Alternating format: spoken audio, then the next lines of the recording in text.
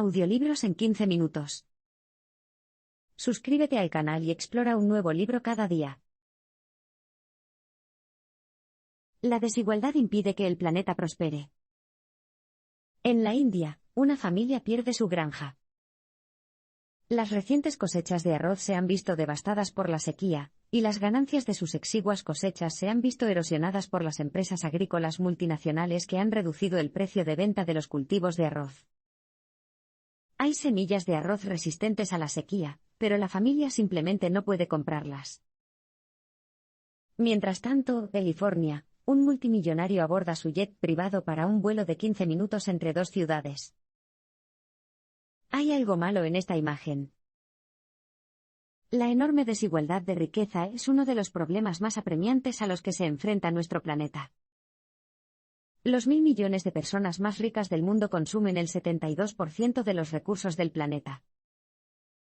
Los 200 millones más pobres, la mayoría de los cuales residen en países de bajos ingresos, consumen el 1%. Además, los países de altos ingresos son los que más emisiones de carbono generan, pero los países de bajos ingresos asumen una parte desproporcionada de los efectos negativos de estas emisiones. La subcontratación de la producción a países de bajos ingresos ha llevado a las empresas adineradas a transferir procesos de fabricación contaminantes al mundo en desarrollo. Hasta que los países de bajos ingresos prosperen económicamente, seguirán esforzándose por implementar las tecnologías verdes necesarias para combatir el cambio climático, que es, para ellos, un problema particularmente urgente. Los países de bajos ingresos y, de hecho, las comunidades de bajos ingresos dentro de los países de altos ingresos, necesitan una vía para salir de la pobreza. El problema. No pueden simplemente emular a los países de altos ingresos que prosperaron gracias a una industrialización ecológicamente ruinosa. En cambio, el sistema económico mundial necesita un replanteamiento. En la actualidad, el FMI regula una estructura de deuda global según la cual los países se endeudan y se prestan unos a otros con intereses sustanciales. Muchos países de bajos ingresos se ven frenados por enormes obligaciones de deuda. Se estima que los reembolsos, fondos que de otro modo podrían reinvertirse en iniciativas sociales y ecológicas, cuestan a algunos países africanos el 4% del PIB al año. Esta situación se ha visto agravada por la pandemia de la COVID-19, que hizo que la deuda de los países de bajos ingresos se disparara hasta alcanzar los 86.000 millones de dólares. Un paquete integral de alivio de la deuda mundial mejoraría inmediatamente las economías de los países de bajos ingresos.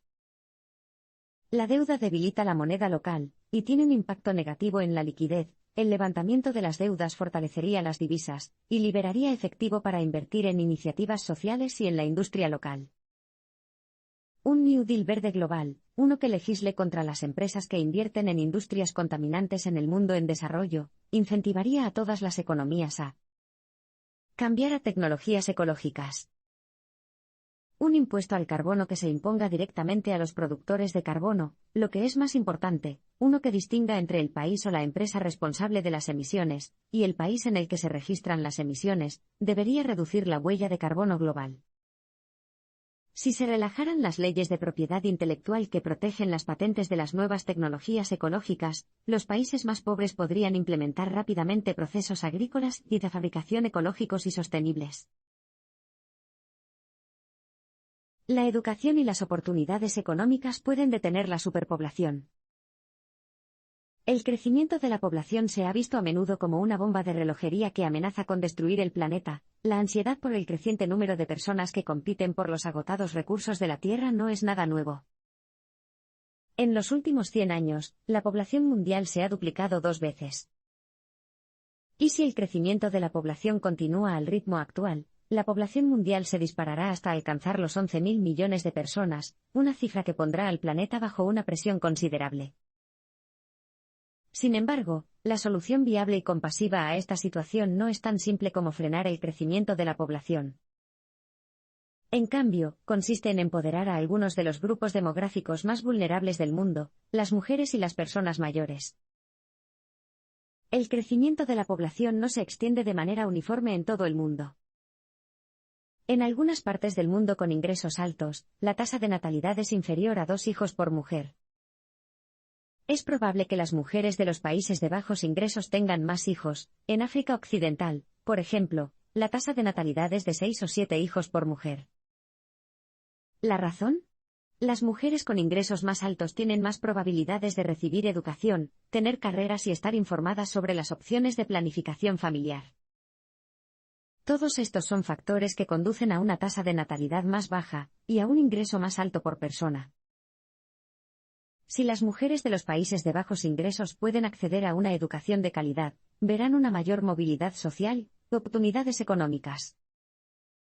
Estos cambios, a su vez, afectarán su planificación familiar. Sin embargo, los países de bajos ingresos, agobiados por la deuda, tienen pocos ingresos para inyectar en la educación. La reforma de las estructuras de la deuda permitiría a los países de bajos ingresos mejorar la calidad y la accesibilidad de sus ofertas educativas. Si bien la educación mejora las oportunidades económicas, una intervención aún más inmediata para sacar de la pobreza a los grupos demográficos vulnerables es la introducción de la renta básica universal. Un programa piloto que proporciona largú a las mujeres indias, sin estipulaciones sobre cómo debe gastarse, mostró mejores resultados nutricionales y educativos para sus familias y un mayor crecimiento económico en general. Ya es hora de que iniciativas como la renta básica universal se enmarquen como inversiones y no como gastos. La conclusión de que largú realmente puede impulsar el crecimiento económico está muy extendida. Y presenta una solución innovadora a otro problema demográfico. A medida que nos acerquemos al 2050, nuestra población envejecerá cada vez más. A medida que más y más habitantes de la Tierra envejecen sin trabajo, y se enfrentan a los problemas de salud que plantea la vejez, ¿cómo podemos apoyarlos? A través de una UBI sustancial. De hecho, los autores proponen una versión mejorada de la renta básica universal, un dividendo básico universal. El sector privado paga comisiones por extraer y consumir los recursos de la tierra en un fondo. Los dividendos de este fondo se distribuyen equitativamente entre todos los ciudadanos del planeta. Hay una forma mejor de alimentar al planeta. Comparemos y contrastemos a una mujer joven de un país de bajos ingresos y a un hombre joven de uno de altos ingresos. La joven de un país de bajos ingresos no tiene acceso a alimentos variados y nutritivos, a pesar de que la región en la que vive es principalmente agrícola. Los alimentos que allí se cultivan se exportan a otros países. Vive con desnutrición crónica, retraso en el crecimiento, músculos debilitados y un sistema inmunitario debilitado. Es una del 9% de las personas en todo el mundo que viven con una inseguridad alimentaria extrema. El joven de un país de altos ingresos tiene acceso a una gran cantidad de alimentos, muchos de los cuales provienen de países de bajos ingresos, pero la mayoría de las opciones asequibles están altamente procesadas con grasas y azúcares añadidos. Vive con obesidad. Tiene un mayor riesgo de padecer diabetes y enfermedades cardíacas. Puede que sea una del 8% de personas en todo el mundo cuyas muertes estarán relacionadas con la obesidad cada año. A pesar de la dramática diferencia en sus dietas y circunstancias, ambas personas son víctimas de las formas inequitativas e insostenibles en las que cultivamos y distribuimos los alimentos. En su estado actual, la agricultura está destruyendo el planeta. En lo que respecta a las emisiones de carbono, la industria es uno de los principales culpables. Es el principal impulsor mundial de la pérdida de biodiversidad, la deforestación, la contaminación y la sobrepesca. Para 2050, para satisfacer la demanda de la población, el planeta tendrá que producir un 50% más de alimentos y, al mismo tiempo, luchar contra los fenómenos meteorológicos extremos cada vez más frecuentes que reducirán la cantidad de tierra cultivable. El modelo actual prevé que la producción de monocultivos se concentre en unas pocas regiones y luego se exporte a nivel mundial. Los cereales, por ejemplo, se cultivan principalmente en Rusia, Ucrania, Argentina y Australia. La invasión rusa de Ucrania desestabilizó a dos de los principales productores de cereales, hizo que los precios de los cereales se dispararan, y puso de relieve la precariedad del sistema actual. Entonces, ¿qué hay que hacer? Después de todo, no hay forma de escapar al hecho de que todavía necesitamos comer. Hay que centrarse en la intensificación sostenible, es decir, en hacer más con menos. ¿Cómo? La expansión de la Tierra debe detenerse. Las granjas necesitan reducir las emisiones de carbono.